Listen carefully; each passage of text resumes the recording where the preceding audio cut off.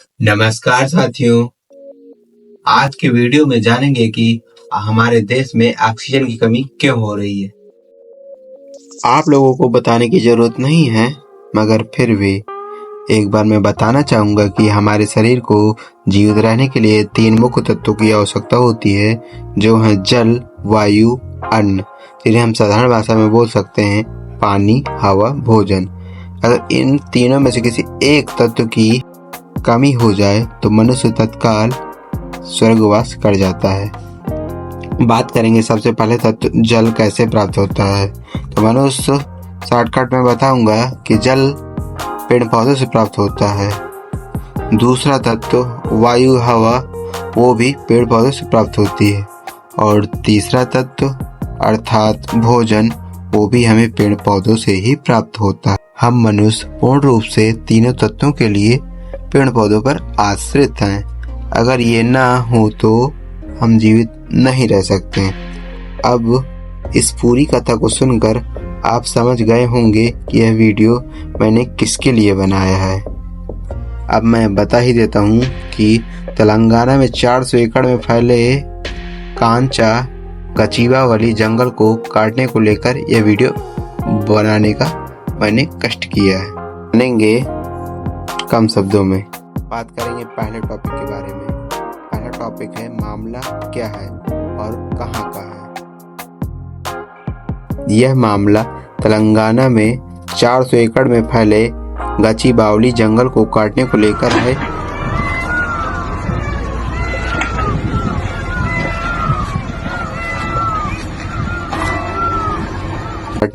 है।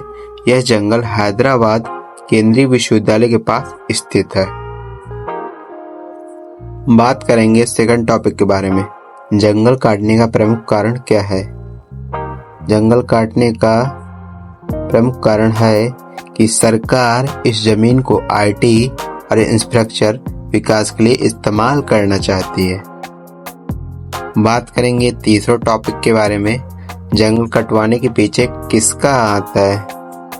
तो नॉर्मल सी बात है, तेलंगाना सरकार का इसमें हाथ है और किसी का नहीं, जो कि मुख्यमंत्री हैं। बात करेंगे चौथे टॉपिक के बारे में। जंगल सरकारी जमीन पर है या नहीं। तो एक आधिकारिक सर्वे के अनुसार जंगल सरकारी जमीन पर है। बात करेंगे पांचवें टॉपिक के बारे में। जंगल काटने से लाभ क्या होगा। लाभ जो होगा, सरकार कह रही है कि 50,000 करोड़ रुपए का निवेश आएगा, 5 लाख लोगों को नौकरी मिलेगी, सरकारी खजाना भी भरेगा। ये लाभ है। बात करेंगे छठे टॉपिक के बारे में। जंगल काटने से आपत्ति किसने की। जंगल काटने से आपत्ति छात्रों और पर्यावरण कार्यकर्ताओं ने की। उनका मानना है कि यह पर्यावरण को गंभीर नुकसान पहुंचाएगा। कोर्ट ने इस मामले में दखल दिया है और पेड़ों को कटाई रोक लगा दी है, जबकि सरकार का कहना है कि यह जमीन पूरी तरह से सरकारी है और यहाँ विकास कार्य जरूरी है। बात करेंगे सातवें टॉपिक के बारे में। जंगल के अंदर रहने वाले पशु पक्षी जीव जंतु कहाँ रहेंगे। आठवें टॉपिक के बारे में। जंगल कटने से सबसे ज़्यादा दिक्कत किन किन को होगी। बात करेंगे 9 टॉपिक के बारे में।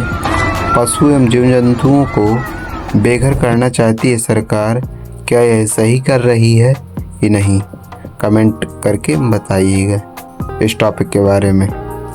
Topic number 9। पशुओं एवं जीव